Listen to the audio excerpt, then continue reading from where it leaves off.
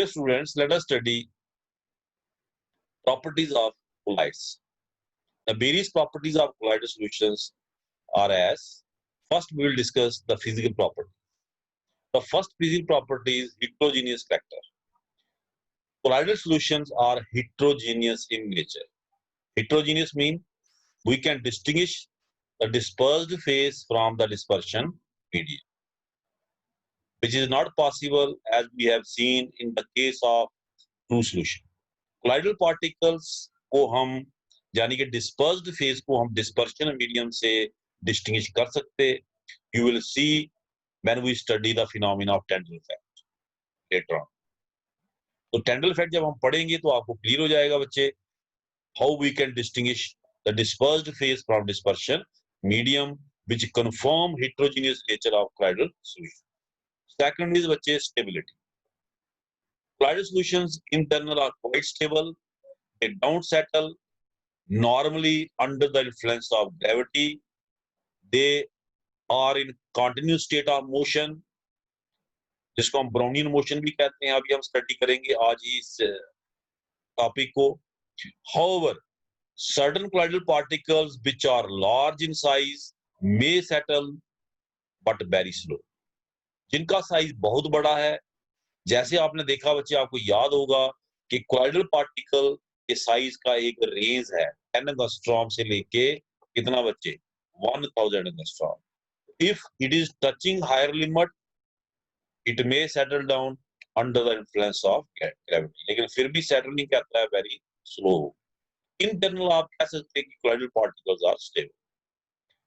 Third point is filtrability. Whether we can separate the dispersed phase from the dispersion medium by filtration. अगर हम बात करें बच्चे normal filter paper की, तो नॉर्मल फिल्टर पेपर जो होता है बच्चे, उनका पोर साइज इतना बड़ा होता है कि colloidal particles can easily pass through them. Hence normal filter paper use करके हम colloidal particles को dispersion medium से अलग नहीं कर सकते. We cannot separate colloidal particles, that is dispersed phase, from dispersion medium by using normal filter paper. However, if we use ultra filter paper or we use what? We use animal membrane, vegetable membrane, in that case, we can separate the dispersed phase from the dispersion medium. That is, we can separate the colloidal particles from the dispersion medium. This forms the basis of dialysis. ये dialysis भी हम पढ़ेंगे. जब हम dialysis को study करेंगे, then you will see how this, that is ultra filter paper को use करके या फिर animal membrane या vegetable membrane को use करके how we can separate the colloids from crystallides. ठीक है बच्चे. उसके बाद है visibility. The particles in colloidal solution are neither visible to naked eye nor under ordinary microscope, but we can see them with the help of ultramicroscope. Next property is बच्चे colloidal property. Colloidal properties आप पढ़ चुके हैं. These are the properties which depend upon number of particles of the solute present in solvent. In this case, in the present case, we are discussing what? We are discussing colloidal solutions. So here we will not talk of solute and solvent. We will talk of dispersed phase and dispersion medium. So colloidal particle, we can say colloidal property is the property which depend upon number of particles of what? Dispersed phase. Number of particles किसके बच्चे? Dispersed phase in solution. Number of particles of dispersed phase in solution. अब बच्चे आपने पढ़ा कि जो colloidal particles होते हैं, their size is very big as compared to true solution. True solution से इनका size बड़ा होता है. तो number of particles in solution को depend करते हैं बच्चे मोलर मॉलिक्यूलर मास पे. साइज पे डिपेंड करता है बच्चे मॉलिक्यूलर मास. नंबर होता है बच्चे मास, आपने कितना डिसॉल्व किया, mass in gram divided by molecular mass. जिनका मॉलिक्यूलर मास बच्चे ज्यादा होगा, अंडरस्टूड है, उनके number of particles in solution कम होंगे. जितना भी मास आप डिसॉल्व करोगे उसको आपने कितने से डिवाइड करना, मॉलिक्यूलर मास से, उसके मॉलिक्यूलर मास उनका बहुत ज्यादा है, तो नेचुरली उनके number of particles in solution कम होंगे। It mean the colligative properties values, the colligative properties values of colloidal particles are small और वेरी स्मॉल आप कह सकते हैं। इसी की वजह से कहता है delta TV property like delta TV delta TF. What is delta TV? Elevation in boiling point. What is delta TF? Depression in freezing point and lowering of vapour pressure are much smaller as compare to true solution. इसी की वजह से क्योंकि इनका molecular mass ज्यादा है, इनके number of particle किन के मैं बोल रहा हूँ, डिस्पर्स्ड फेज। हमने क्वालिटी प्रॉपर्टी को यूज करके बेसिकली इसका फायदा क्या होता है क्वालिटी प्रॉपर्टी का? Quality property use to find molecular mass of solid. In this case, we can say colloidal property we are using to find molecular mass of colloidal particle, dispersed phase. वहां हम solute बोलते हैं, यहाँ dispersed phase बोलते हैं। So here we will use the colloidal property to find the molecular mass of what? Dispersed phase, that is colloidal particle. But colloidal particles molecular mass is high, therefore their number of particles in solution is very small, and hence the colloidal property value will also be very small. So the properties like elevation in boiling point, depression in freezing point, relative lowering of the pressure, they are so small that they cannot be measured. However, one property, that is osmotic pressure, is the only property which can be measured with reasonable accuracy. Hence, याद रखें बच्चे, एक ही property है quality property जिसको हम use करके क्या निकाल सकते हैं, molecular mass of colloidal particle. अगर आप रिकलेक्ट कर सके, ट्रू सॉल्यूशन जब हमने पढ़े थे तो उसमें एक क्वेश्चन हमने पढ़ा था कि जो मैक्रो मॉलिक्यूल्स हैं उनके मॉलिक्यूलर मास को हम कौन सी क्वालिटी प्रॉपर्टी की मदद से निकाल सकते हैं। तो ये चीज हमने वहां भी पढ़ी थी। ठीक है बच्चे, तो याद रखें only property we can use to determine the molecular mass of colloidal particles, quality property, that is osmotic pressure. Next is mechanical properties. First we studied bache physical properties, then we studied quality properties, and now we will study the bache mechanical properties. That is the property which is related to mechanical energy. Robert Brown 1827 observed zigzag motion of pollen grains dispersed in water. When he put the pollen grains in water, he found that they are moving in a zigzag manner. Zigzag motion क्या होता है बच्चे, ये मैं आपको समझा देता हूँ। सपोज करिए आपका पोलन ग्रेन, ठीक है, इसने मूवमेंट शुरू की, यहाँ पहुंचा, यहाँ पे आके इसकी डायरेक्शन चेंज हो गई, इधर को चलना शुरू हो गया, यहाँ पे आके इसकी डायरेक्शन फिर चेंज हो गई, ये इधर को चलना शुरू हो गया, यहाँ पे आके फिर डायरेक्शन चेंज हो गई, इधर को चलना शुरू हो गया, यहाँ पे आके इधर को चलना शुरू हो गया। This is zigzag motion. एक स्ट्रेट लाइन में मूव ना करके बच्चे या डिफरेंट पॉइंट्स पे जाके अपनी डायरेक्शन को चेंज कर लेना, that is called as zigzag motion. ये मैंने यहाँ दिखाया हुआ है, दिस इज जिगजैग मोशन। ये एक ही पार्टिकल का मोशन है बच्चे, ऐसे वन पार्टिकल मोशन। आप देखिए पार्टिकल स्ट्रेट लाइन में मूव नहीं कर रहा indefinitely, after some time, after some point of time it changes its direction. So this is zigzag motion. So this was observed by Robert Brown in case of what? Pollen grains. Later on it was found that this type of motion, जिसको हम Brownian motion भी कहते हैं, this was found in case of colloidal particle. It was found to be a feature of important characteristic of colloidal particles. एक important characteristic पाई गई बच्चे किसकी? colloidal particles. It was found that when colloidal particles are dispersed in dispersion medium, they also show zigzag motion. अब question rise होता है ये क्यों show करते हैं? What is the cause of zigzag motion? ये बच्चे, ये सपोज करें आपका बच्चे colloidal particle है, ठीक है, आपको इतना पता होगा कि जो डिस्पर्शन मीडियम है, जैसे वाटर है, suppose water is the dispersion medium, there particles are in continuous motion, they are moving. आपको याद होगा, आपने स्टडी किया होगा कि अगर हम इंक का एक कतरा पानी में डालें वो पूरे पानी में फैल जाता है। How it happens? This proves that the particles of the water are in continuous motion. ठीक है। तो वाटर के जो पार्टिकल्स हैं, डिस्पर्शन मीडियम के जो पार्टिकल्स हैं, मैं वाटर की एग्जांपल ले रहा हूँ। डिस्पर्शन मीडियम आप कोई भी ले सकते, अपने हिसाब से बेंजीन हो सकता, एनी अदर लिक्विड हो सकता, है ना। तो मैं यहाँ पे किसकी बात कर रहा हूँ, मैं स्पेसिफिकली लेके चल रहा हूँ किसको, वाटर। वाटर के पार्टिकल क्या करेंगे बच्चे, चूंकि मोशन में है, कोलाइडल पार्टिकल्स को हिट करेंगे from all directions with different force. Different क्यों बच्चे, क्योंकि वाटर की जो पार्टिकल्स हैं सबकी एनर्जी सेम नहीं है बच्चे। अगर सबकी एनर्जी सेम हो, एवेपोरेशन का कंसेप्ट आपने पढ़ा है बच्चे। एवेपोरेशन जो होती है, क्या कभी देखा आपने वाटर, एक बीकर आपने भर के रखा, एकदम से सारा वाटर जंप करके एटमॉस्फेयर में चला गया हो? It never happens. Only those molecules of water which has energy greater than some limit, they escape, वो एस्केप करते हैं। जिनकी जो एनर्जी है एक लिमिट को क्रॉस कर जाती है। इसका मतलब है सभी वाटर मॉलिक्यूल की एनर्जी गिवन लिक्विड में सेम नहीं है, गिवन वाटर में सेम नहीं है। Some has higher energy, some has lower energy.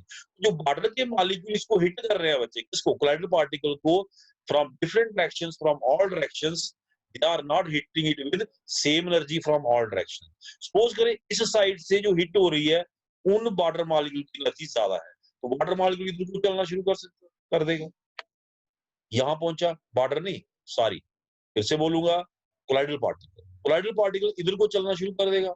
यहां पहुंचा, यहां पे आके वाटर मॉलिक्यूल इसको कंटिन्यूसली हिट कर रहे हैं, यहां पे आके इधर से जो हिट कर रहे हैं, सपोज करें उनकी एनर्जी ज्यादा है। ठीक है, हिट तो हर तरफ से हो रहा है, उनकी एनर्जी ज्यादा है, तो ये इधर को चलना शुरू कर देगा। यहां पहुंचा तो सपोज करें इधर से जो हिट कर रहे हैं उनकी एनर्जी ज्यादा है, वो ज्यादा फोर्स से इसको हिट कर रहे हैं, तो ये इधर को चलना शुरू कर देगा। That is why there is zig zag motion. एक और कारण भी हो सकता, अनइक्वल बम्बार्डमेंट, मतलब किसी पॉइंट ऑफ टाइम से एक साइड से ज्यादा हिट कर रहे हो, दूसरी साइड से कम। That is also the probability, वो भी एक प्रोबेबिलिटी हो सकती है। तो हम कह सकते हैं कि जो जिगजैग मोशन है बच्चे, that is due to unequal bombardment of colloidal particles by the particles of dispersion medium. Unequal bombardment of colloidal particles by the particles of dispersion medium. ठीक है बच्चे, तो Brownian motion has been explained on the basis that molecules of dispersion medium, due to their kinetic motion, collide with the particles of dispersed phase from all sides, with the different forces causing them to move. However, colloidal particles being heavier move with slower speeds. If size of dispersed phase, that is colloidal particle, increases, the chance of unequal bombardment decreases. जितना size बड़ा होगा कहता है उतने unequal bombardment के chances कम होते जाएंगे, balancing के चांसेस ज्यादा होते जाएंगे। तो बड़ा साइज है तो मोर नंबर ऑफ वाटर मॉलिक्यूल या डिस्पर्शन मीडियम मॉलिक्यूल इसको हिट करेंगे, जितना बड़ा साइज होगा अनइक्वल बम्बार्डमेंट के चांस कम हो जाएंगे, आपका जो कोलाइडल पार्टिकल्स है उसके सेटल होने के चांसेस ज्यादा हो जाएंगे। इसी वजह से जो सस्पेंशन के पार्टिकल है बच्चे, वो ब्राउनियन मोशन शो नहीं करते। Why? Because their size is very big and there in their case the chance of unequal bombardment is very less. ये बच्चे, what is the importance of Brownian motion, ये भी आप देख लेना importance. Brownian motion opposes the force of gravity and does not allow colloidal particles to settle down. Brownian motion की ही वजह से colloidal particle नीचे नहीं बैठते, they oppose the gravitational pull, don't settle, and hence due to this colloidal solutions are stable. Brownian motion की ही वजह से colloidal solutions क्या है बच्चे, stable. Second, this property has helped in determination of Avogadro number. कल को आपको बच्चे एग्जाम में क्वेश्चन आ सकता मल्टीपल चॉइस कि कौन सी प्रॉपर्टी है जिसकी मदद से आप एवोगाड्रो नंबर निकाल सकते हैं, that is Brownian motion. Brownian motion provides direct demonstration of ceaseless motion of molecules postulated by kinetic theory of gases. बच्चे ब्राउनियन मोशन ने ये प्रूव कर दिया, तो काइनेटिक थ्योरी ऑफ गैसेस ने कहा था कि जो पार्टिकल्स हैं डिस्पर्शन मीडियम के या गैसेस के, दे आर कंटिन्यूअसली मूविंग। अगर वो मूव नहीं कर रहे होते बच्चे, तो कोलाइडल पार्टिकल कैसे मूव करता है? उनकी मूवमेंट की वजह से, उनके हिट की वजह से ही कोलाइडल पार्टिकल क्या किया बच्चे, मूव किया। This motion has proved a postulate of kinetic theory of gas. ठीक है बच्चे। नेक्स्ट प्रॉपर्टीज बच्चे डिफ्यूजन। डिफ्यूजन बच्चे आपको पता है हायर कंसंट्रेशन से लोअर कंसंट्रेशन में मिक्स होना, जैसे आपने सॉल्यूशन में देखा, ट्रू सॉल्यूशन में यहाँ भी होता, बट रेट इज स्लो, क्योंकि इनका मूवमेंट स्लो है, their size is bigger. The solid particles diffuse from higher concentration to lower concentration. However, due to their large size, their rate of diffusion is slow. Next property is sedimentation. Sedimentation बच्चे settle करना, वो हम पढ़ चुके कि normally जो है bridal particle Brownian motion की वजह से सेटल डाउन नहीं होते under the influence of gravity, लेकिन अगर इनका साइज बड़ा होगा दे मे सेटल डाउन, है ना। And this process is called as sedimentation and used to determine molecular mass of macro molecules, molecular mass of macro molecules. ठीक है बच्चे। Next property which we will study is Tyndall effect. This is optical property related to light. This is a very important property. बच्चे ये बहुत ही important property है। Tyndall effect like Brownian motion जो आपको exam में पूछी जा सकती है। Optical property called as Tyndall effect. It was observed in 1869. बच्चे इसमें क्या है कि अगर हम एक स्ट्रॉन्ग बीम ऑफ लाइट को पास करते हैं through cloud solution placed in a dark room में क्लाउड सॉल्यूशन को रख दें, उसमें से स्ट्रॉन्ग बीम ऑफ लाइट से टॉर्च है उसकी रोशनी डालें, what happens, path of light get illuminated. मैं इसकी बेस्ट एग्जांपल देता हूं बच्चे। सिनेमा हॉल में जब आप बैठते हैं तो जो रोशनी पीछे से पड़ रही होती है, सिनेमा हॉल में भी डार्क होता है, अंधेरा होता है, तो उसका पाथ विजिबल होता है, डस्ट पार्टिकल उसमें दिखते हैं अगर आप ऊपर नजर लगाओ। कभी आप सिनेमा हॉल में अब जाना, अब तो लॉकडाउन लगा हुआ है तो सभी सिनेमा हॉल बंद है तो जाना मुश्किल है, लेकिन कल को जब भी सिनेमा हॉल खुले तो आप जरूर जाइएगा ये चीज ऑब्जर्व करने के लिए। इवन आप अपने कमरे में बैठे हैं, थोड़ा अंधेरा है और बाहर से सूर्य की किरणें पड़ रही हैं, उसमें भी देखिए आप पाथ ऑफ लाइट विजिबल होता है। तो यही चीज टेंडल ने ऑब्जर्व की बच्चे, if strong beam of light is pass through cloud solution. मैंने जो सिनेमा हॉल की एग्जांपल दी उसमें dust particles in air that also constitute cloud solution, वो भी एक क्लाउड सॉल्यूशन है, इसलिए हम उसको ऑब्जर्व कर पाते बच्चे वहां पे। So if a strong beam of light is passed through cloud solution placed in a dark room, path of light gets illuminated. This phenomena is called Tyndall effect. Illuminated path of light is called Tyndall cone. जो illuminated path of light इसको क्या बोलते हैं बच्चे? Tyndall cone. ये मैंने यहाँ पे डायग्राम दिखाई है, इसमें मैंने पहले बीकर में ट्रू सॉल्यूशन रखा है बच्चे और दूसरे बीकर में क्लाउड सॉल्यूशन। कुछ डिफरेंस दिख रहे होंगे, जो क्लाउड सॉल्यूशन है बच्चे उसमें पाथ ऑफ लाइट मैंने विजिबल दिखाया है और जो ट्रू सॉल्यूशन है उसको कोई फर्क नहीं पड़ रहा था, उसके डॉट्स मैंने बिल्कुल सेम रखे हैं। क्लाउड सॉल्यूशन में मैंने डॉट्स को चेंज किया है बच्चे, मतलब पाथ विजिबल हुआ है। इस प्रॉपर्टी की मदद से आप ट्रू सॉल्यूशन को कोलाइडल सॉल्यूशन से डिस्टिंग्विश भी कर सकते हैं। If you want to distinguish true solution from cloud solution, आपको दो सॉल्यूशन देता कोई और कहता डिस्टिंग्विश करो, you can use this property. What is Tyndall effect now? तो टेंडल इफेक्ट हुआ क्यों? It is due to scattering of light by the colloidal particle. Colloidal particle ने light को scatter किया। और एक और चीज बच्चे इसमें याद रखना, intensity of scattered light is maximum at in a direction right angle to the path of light. It is maximum at right angle to the path of light. इसलिए टेंडल इफेक्ट एक पर्टिकुलर डायरेक्शन से आपको दिखता है।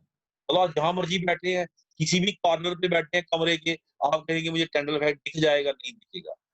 If you are sitting at right angle to the path of incident light, तो उसी वक्त आपको टेंडल इफेक्ट दिखेगा, क्योंकि scattering is maximum at right angle to the path of light. This is very important. So the cause of Tyndall effect is scattering of light by colloidal particle.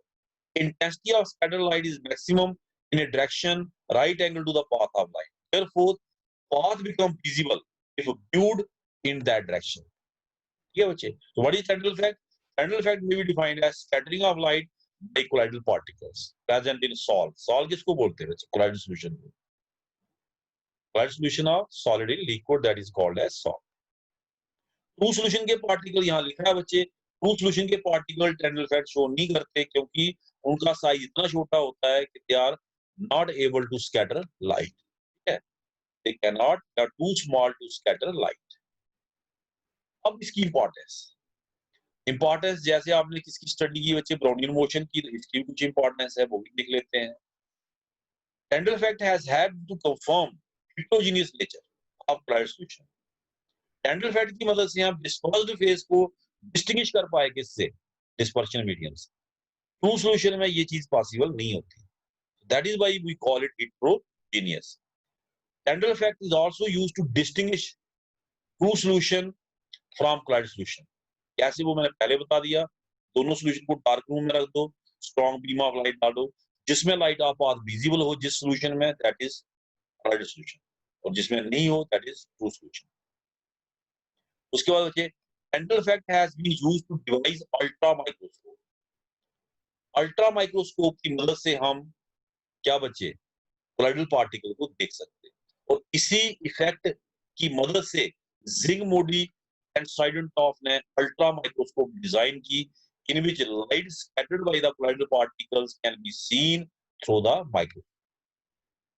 बड़ी आसानी से हम अल्ट्रा माइक्रोस्कोप की मदद से जो स्कैटर्ड लाइट है उसको हम देख सकते हैं। Thank you very much. Hope आपको ये टॉपिक समझ आया होगा। Thank you very much.